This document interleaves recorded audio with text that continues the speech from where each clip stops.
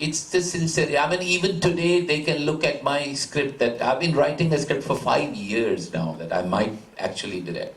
But the fact is that anybody can tell me, well, this doesn't work or that works.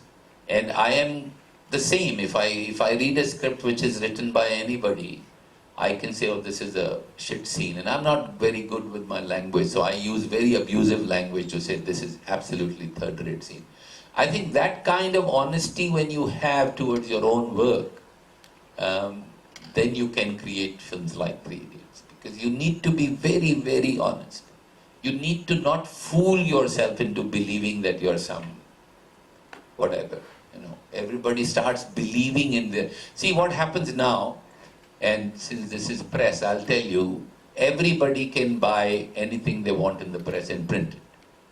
So tomorrow, I can print, wow, Vidhu Vinod Chopra talks to thousands of people and, you know, people go crazy and I can put my picture, yeah, you know, and all I have to do is pay for it.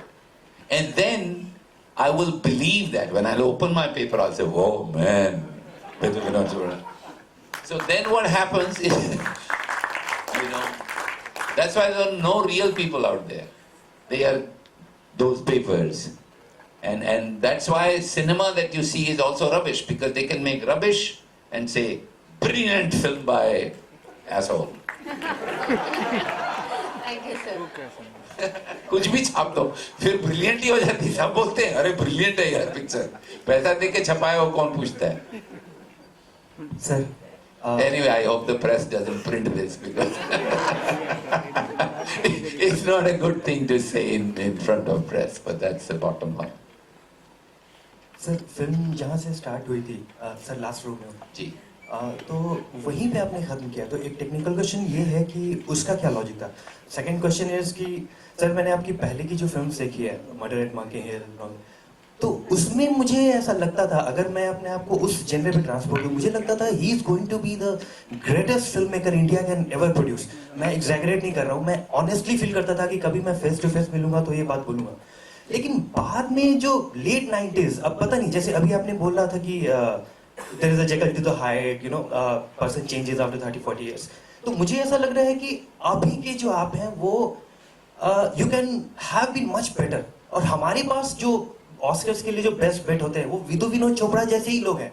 तो अगर आप 100 out of 100 नहीं secure करेंगे तो हमारे industry में और कोई नहीं है जो 90 के बियॉन्ड जा पाए। और यहाँ पे Citizen Kane, Psycho, you know, Taxi Driver, Bicycle, यहाँ आप ही बना सकते हैं। तो मैं आपसे रिक्वेस्ट करूंगा कि आने वाली फिल्म में प्लीज कुछ भी कीजिए। I want to see the old Vinod Chopra जो आपकी पहले की फिल्म में था। You are actually the best pet India has.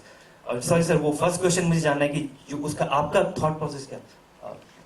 Thank you so much. मैं दोनों का जवाब देता हूँ। पहले फर्स्ट क्वेश्चन, वो the idea was to actually take the film back to the same kid. See, the idea was that वो बच्चे को पूछता है कि तूने लिया है, वो बोलता है मैंने नहीं लिया, मैंने नहीं लिया। So I leave it there कि ये क्या करेगा, but I go back to the same face and he slaps that face. So the idea really was that we try to be understanding कि तूने लिया है कि नहीं लिया है, but finally we slap him. That was my idea, primarily to go around. To answer your next thing, what happened that after Parinda 42, Eklavya, if you've seen it, I also got slightly disillusioned with India as such, with the audience in India. I made Broken Horses, which I'm very proud of. Unfortunately, not many people saw it. But there is a film that I will direct next year. I did direct less films because I got involved with Raju and other people, and I helped making other movies that I'm very, very proud of. But I think the answer to your question is also because I'm a lazy guy. And I'm not a very ambitious guy. I make cinema, whether it is Murder at Monkey Hill, or it is Encounters, or it's Parinda, or it's 1942, or whatever I've done. Cinema that moves me, that I'd love to make. And I have no ambitions to become the Vinod Chopra that you'd like me to be.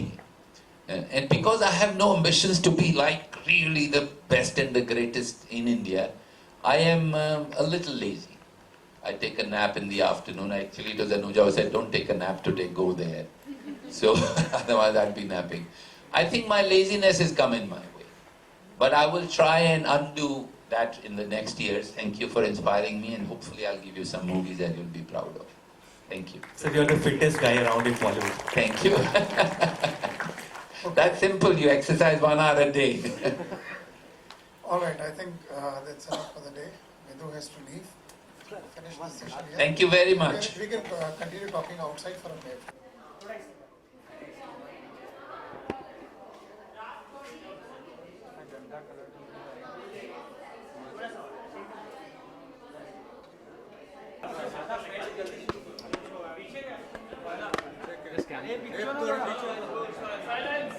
Just camera look, sir. Camera look. Roll. सबसे पहले पूछना चाहूँगा कि आज का दिन बहुत खास है, आपका ट्रेलर लॉन्च हुआ फोर्स 2 का। जी। किस तरह का फीलिंग आया जब आपने ट्रेलर देखा इतने मीडिया के बीच में? काफ़ी फोर्सफुल ट्रेलर है। आई मीन एज इन काफ़ी फोर्स है ट्रेलर में, बहुत ही ताकत है। एंड जो भी ट्रेलर देखेगा उसको पता चल जाएगा कि फिल्म में काफ़ी एक्शन है, काफ़ी सारे ट्विस्ट एंड टर्न है। तो एक मज़ेदार स्क्रिप्ट और मज़ेदार फिल्म के लिए यही चीज़ें खास होती है कि उसका जो कंटेंट है वो बढ़िया रहे, और ट्रेलर पर से साफ दिखता है। ये बताइए फोर्स और फोर्स 2 में क्या डिफरेंस में देखने को मिला दर्शकों को? फोर्स और फोर्स 2 दोनों डिफरेंट फिल्में हैं। बस ये होता है कि किरदार जो है, जो जॉन का किरदार है वो सेम है, और जो मोटिव है कि सच्चाई का साथ देना और बुराई को ध्वंस करना, तो the motive is basically the same. But besides that दोनों के कंटेंट डिफरेंट है, दोनों के डायरेक्टर डिफरेंट है, दोनों के एक्टर्स भी काफ़ी सारे डिफरेंट है। तो I think these are the basic things जो डिफरेंट है फिल्म में। एक एक्शन पैक्ड फिल्म में जब कोई एक्टर काम करता है तो कितना ज़्यादा रिस्क फैक्टर होता है उसे काम करने में? रिस्क फैक्टर तो इनफैक्ट बहुत ही ज़्यादा रहता है, बिकॉज जब भी हम लोग स्टंट करते हैं, जैसे कि हम लोग ने हॉलीडे में किया था, तो काफ़ी सारी दफ़ा मैंने केयर नहीं ली थी कि उस स्टंट में क्या चीज़ें लग सकती है। बट जब आप स्टंट करते हो तब ऐसी कुछ चीज़ें लग जाती है जिसकी वजह से शूट हॉल्ट हो जाता है, या फिर वो दिन आप शूट ही नहीं कर पाते। जैसे कि John injured his knee in this film. तो काफ़ी सारी चीज़ों का ध्यान रखना पड़ता है, बिकॉज इवेंचुअली वो जो इंजरीज होती है, it starts costing the producers, it start costing the actor, और काफ़ी सारा तो सेफ्टी फीचर्स काफ़ी ध्यान रखना लास्ट की पूछना चाहूँगा, फॉर्चुनेटली हॉलीडे में अक्षय के साथ काम किया, जी। इस फिल्म में जॉन के साथ काम कर रहे हैं। जी। क्या सीखा उन लोगों से जो इतने एक्सपीरियंस है एक्टर इंडस्ट्री में? सबसे पहले तो उनका जो एक्सपीरियंस है वो अनमैचेबल होता है। जो उनके एक्सपीरियंस आप जब उनके साथ स्क्रीन शेयर करते हो, तो आप काफ़ी सारे से छोटे से न्यूएंसेस होते हैं, जो काफ़ी सारी सी छोटी सी चीज़ें होती है जो वो करते हो, और आप उनको देखते हो। आप बोलते नहीं, बातें नहीं करते, बट आप उनको नोटिस करते हो। तो observation is the only thing that any newcomer can do when they are working with senior actors like this. और एक्शन में भी वो किस तरह से करते हैं, कहाँ पर अपने आप का ख्याल रखते हैं, और कौन सा डायलॉग को किस तरह से ट्विस्ट करते हैं, डायरेक्टर के साथ रैपो, एक नए को आर्टिस्ट के साथ रैपो, ये सब चीज़ें बहुत सारी मैटर करती है।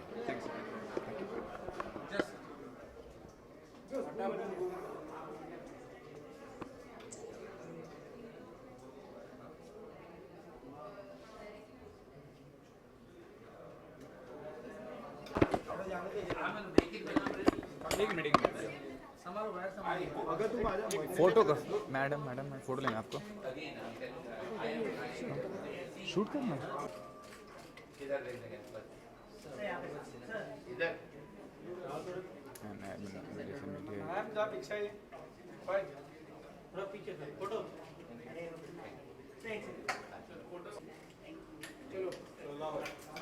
Why I need to? You're paying me money? Then why the fuck should I speak? Don't tell me what I should speak about. Where are you from? Oh, you're going to tell me what I should speak about? This is the first time I've come to cinema. Why should I speak? Don't tell me what I should speak about, ever, okay? Sir सबसे पहले मैं जानना चाहूँगी कि film festival कितने important लगते हैं आपको? देखिए, फिल्म फेस्टिवल हमारी माय वाइफ अनुपमा चोपड़ा इस वक्त मामी चला रही हैं, तो मेरे घर में फिल्म फेस्टिवल चलता है, और मैं दूसरे फेस्टिवल के लिए आया हूँ, और इससे जाहिर होता है कि मैं कितना स्ट्रांगली फील करता हूँ व्हाट अ फिल्म फेस्टिवल, कि मैं एक सो कॉल्ड राइवल फेस्टिवल के लिए आ रहा हूँ, क्योंकि मैं समझता हूँ कि फेस्टिवल एक नहीं अनेक होने चाहिए। हर जगह फिल्म फेस्टिवल हो ताकि लोगों को सिनेमा के बारे में पता तो चले कि सिनेमा है क्या। हमारी बिगेस्ट प्रॉब्लम ये है कि हम सिनेमा क्या है वो भूल गए हैं, हम सब सिर्फ देखते हैं 100 करोड़ हो गया, 200 करोड़ हो गया, बस ये तो ग्रेट सिनेमा है। लेकिन ग्रेट सिनेमा और 100 करोड़ और 200 करोड़ का कोई ताल्लुक नहीं है, ये सिर्फ फिल्म फेस्टिवल्स में लोग फिल्में देख के समझ सकते हैं। तो इसके लिए आई टोटली सपोर्ट। सर एक वक्त था जब फिल्म फेस्टिवल्स में फिल्म आती थी तो कमर्शियल हिट नहीं होती थी बिकॉज लोगों को लगता था कि बहुत इंटेलेक्चुअल फिल्म है, लेकिन आज उल्टा होता है। डू यू थिंक ये कंटेंट जो चेंज हो रहा है हमारी फिल्म्स का, उसकी वजह से अब ये माइंडसेट चेंज हो रहा है? देखिए अभी क्या है कि सिनेमाज बेटर हो रहे हैं, सिनेमा हॉल्स बेटर हैं, सिनेमा ऑडियंस बेटर है, और अच्छी सिनेमा तब भी चलती थी और अब भी चलता है। तो प्राइमरीली अगर अच्छा सिनेमा हो, चाहे वो फेस्टिवल सर्किट से आए, नॉन फेस्टिवल सर्किट से आए, उसका चलना जो है वो बड़ा स्वाभाविक है और चलेगा ही। अभी ये अमिताभ की फिल्म चल रही है पिंक, अच्छी फिल्म है और लोग धड़ाधड़ देख रहे हैं, तो अच्छा फिल्म जब भी आएगा वो ज़रूर चलेगा। मुन्ना भाई MBBS जब हमने रिलीज़ की थी, आज बात हो रही थी मुन्ना भाई की, तो पहले शो में कोई था ही नहीं, तीसरे शो तक आधा हॉल फुल था, दूसरे दिन से फिर लगे कितने हफ्तों तक हाउसफुल रहा। तो अच्छा सिनेमा हमेशा चलता है, ऐसा मेरा विचार है।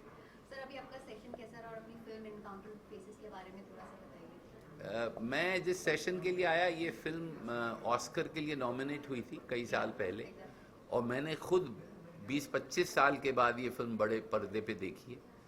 तो मैं ये देख के खुश हुआ कि इतने साल के बाद भी, almost 30 years later, the film still holds. So that was a very moving experience for me. Frankly, it was a great journey going back to that time and seeing the film. Thank you very much, sir everybody. एक सवाल और पूछना चाह रही थी मैं, apart from this film festival sir एक surgical strike हुई है जो इंडियन आर्मी ने कर किया, हाउ हैप्पी आप सोल्जर्स के लिए आप क्या कहना चाहेंगे? Let's talk about the festival. Thank you so much. Thank you, sir.